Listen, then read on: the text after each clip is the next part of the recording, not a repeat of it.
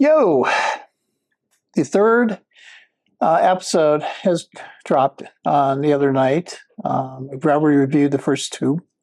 This one is We Are in Danger, Girl. It's the name of the episode. But I like to really call this Flawed Judgment,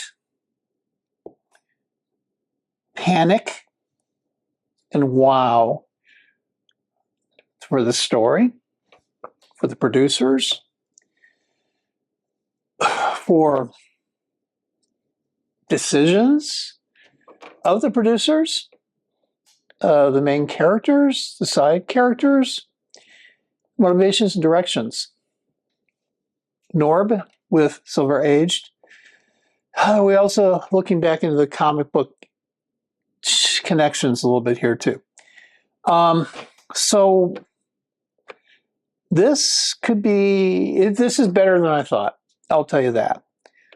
All right.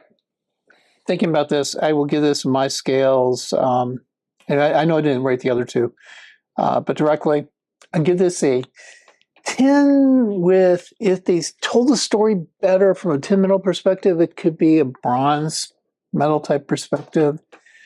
However, there's things are just gaps.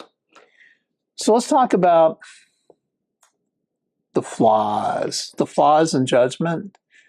Flawed Judgment. Bottom line is Riri, she makes bad decisions through this entire thing. Flawed judgments based on just wanting her to just have a better iron suit and maybe a better AI and being her, in her label, iconic. Not knowing how to grow up yet. She's got mentors all over the place telling her, are you sure you should be doing this? What are you doing? And I know last review I talked about Guardian Angel being Natalie, being the AI. I think that's still in play here. And also her best friend. He's in play here too, giving some advice. And she seems to be ignoring that. So that's Flawed Judgment. The producers, Flawed Judgment. This is where you should be doing some better stuff, flashbacking. The stuff you had in episode 1, a lot of that, you should be using flashbacks now, should not even be there. We still don't understand the motivation and drive of the Hood, Parker. We don't understand that. And I understand they were trying to hold that thing back a little bit because of the dynamic aspect here, potentially Mephisto. However, you should give us some sort of clue why he's going after these three individuals. And then from a Flawed perspective on top of it, the direction of all of a sudden at the end, spoiler, killing one of these CEOs who he was trying to extort for money and control, and he just decides to kill him, and that he doesn't get any control, doesn't get any money or anything like that. Flawed, inconsistent. God, producers, you don't make any sense on that kind of stuff. And then the other flawed thing here is a little bit later when some of the Merry Men team, as I call them in the last episode, are trapped. And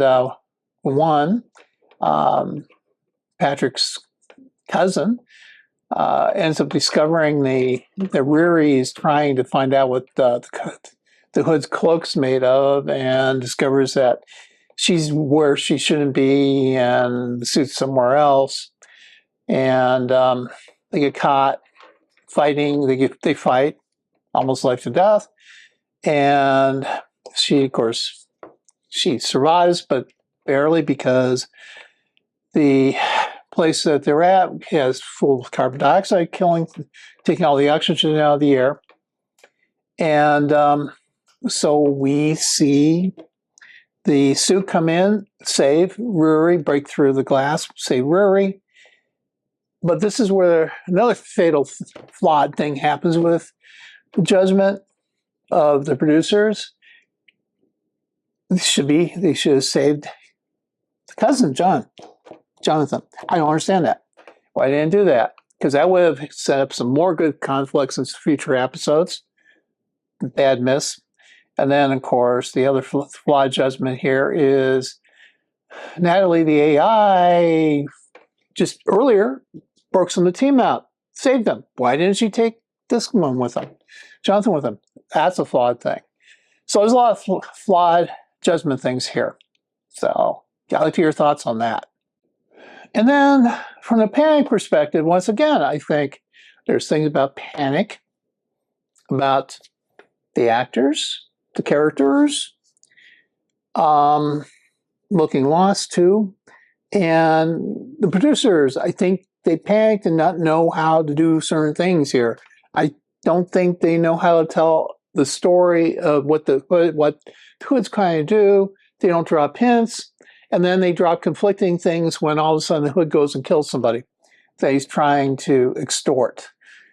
Makes no sense whatsoever. And also the other thing that doesn't make any sense from a producer's perspective, this heirloom CEO who's supposedly so pristine and all that, it doesn't seem like there's a connection, although it does seem like he was willing to write a check to Patrick, the Hood, for some reason, but didn't want to give up any of his control, etc. So all of a sudden the Hood decides to kill him. I don't understand the direction of that. That you're setting up one thing, you're going a different direction. I think it's a fatal judgment thing, and a panic thing. I'll say more panic by our producers and writing teams that we have on this.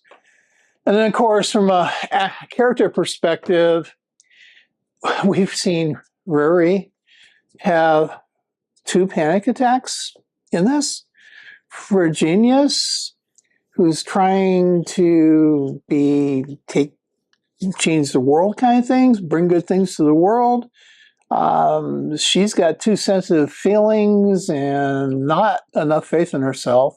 And she doesn't have enough faith to take feedback from Natalie, her best friend, her mom. Don't understand that. Don't understand that in her character. I think, in that regard, I think the writers are doing good because showing the flaws in her. And then panic that she makes quick judgments. She's trying to use something she hasn't even tried. She doesn't even know how to fasten that skin correctly. And the skin graft, she ends up falling off and she leaves behind. And oh my God, all of a sudden, she is basically going to be screwing over another person that's befriended her. And she's panicking on that. And she's realizing she's let down people, panicking. And I think she realizes that she's just made an enemy with the Hood, and she's panicked over that, which I think is a good panic to have. So from a panic perspective, this thing carries multiple nuances. The wow moment. Her she doesn't know, best friend, so to speak. The weapons dealer, the creative mind. She ends up going over there because he needs help because he did something with his arm, which I'll get to in a moment. But she gets over there. I guess she's opening the kitchen cabinet looking for something to bandage him with. And she knocks over what she thought was a bag of flour or something.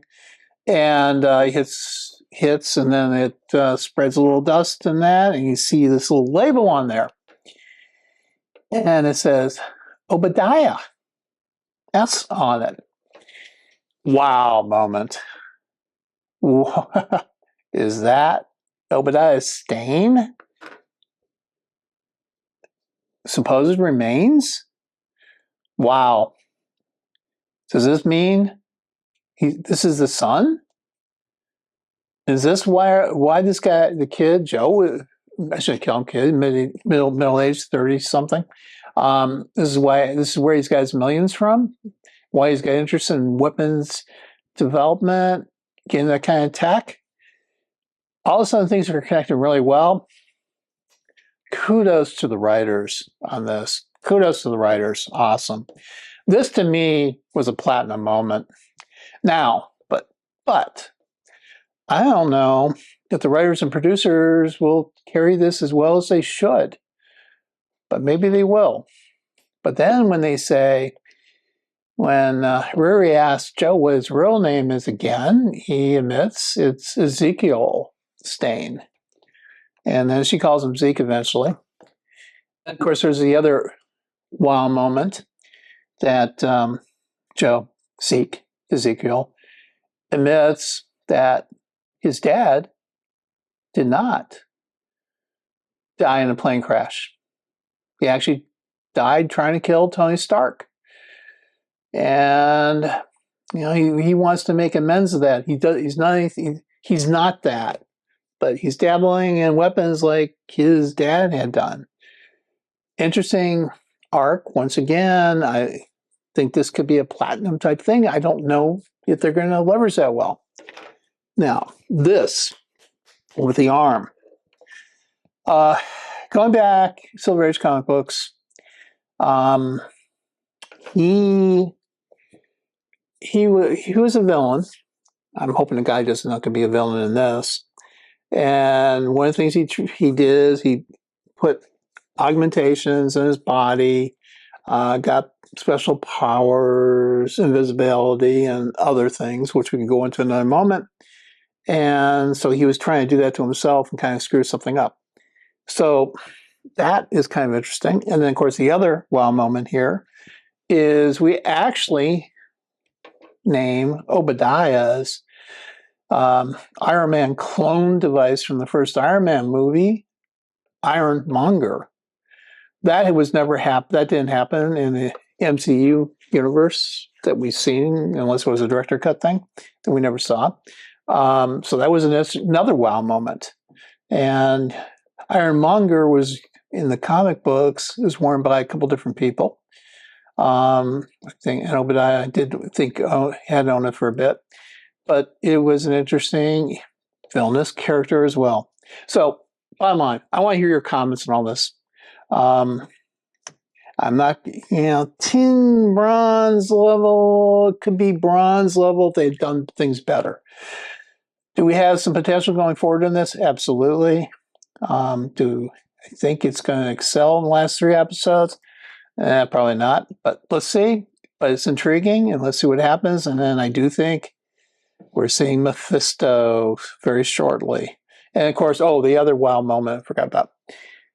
Bottom line, Parker, the Hood, now knows that somehow or another Riri was responsible for the death of his cousin.